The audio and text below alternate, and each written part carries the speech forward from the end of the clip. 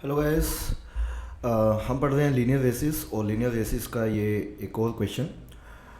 Question को करने से पहले एक छोटी सी बात कि अगर कभी डिस्टेंस में लिखा हो कि A beats B by 20 metres, B beat C by 30 metres, तो उसमें ए सी को 20 + 30 50 मीटर से नहीं हराता। ये हमने पिछले क्वेश्चंस में भी देखा।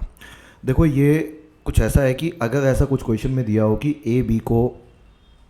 ए जो है वो बी को बीट करता है 20 मीटर से, और बी जो है वो सी को बीट करता है 30 मीटर से, तो ऐसा कभी नहीं होता है कि जो ए है वो सी को बीट करेगा 50 मीटर से। ये गलत आंसर है, ये हमने क्वेश्चन देखे करके, ठीक है। लेकिन टाइम की टर्म्स में ऐसा होता है। टाइम की टर्म्स में ऐसा होता है। टाइम की टर्म्स में क्या होता है कि अगर ए को बीट करता है बी 20 सेकेंड से, ए बीट करता है बी को 20 सेकेंड से, और सपोज बी बीट करता है सी को 30 सेकेंड से, या कुछ भी टाइम हो सकता है यहाँ पे, तो ये 100% है कि ए जो है वो सी को 50 सेकेंड से ही बीट करेगा, ये पक्का है। अब ऐसा क्यों है? क्योंकि ए अगर बी को 20 सेकेंड से बीट कर रहा है, इसका मतलब है ए जब पहुंच गया बी उसके 20 सेकेंड बाद पहुंचेगा।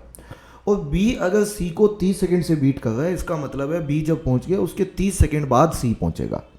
तो कहीं ना कहीं टाइम सीधा ऐड हो रहा है।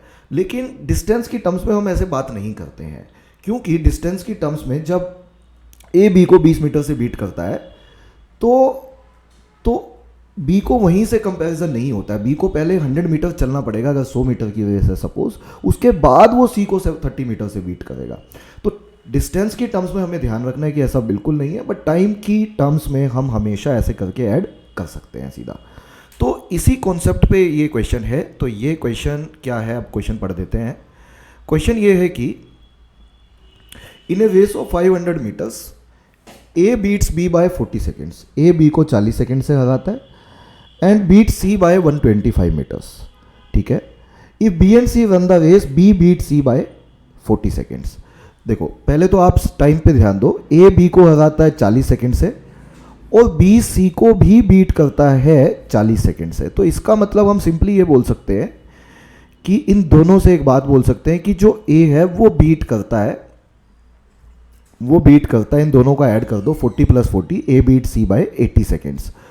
और हाँ, ए बीट सी बाय 40 सेकेंड। और दूसरी बात ये भी गिवन है अपने को कि ए जो है वो सी को बीट करता है 125 मीटर से।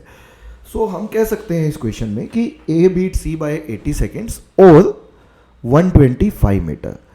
तो इसको अगर मैं सिचुएशन में दिखाता हूं तो अच्छा, क्वेश्चन क्या है? क्वेश्चन ये है कि find time taken by B to run the race. तो बी पूरे रेस कितने टाइम में करेगा?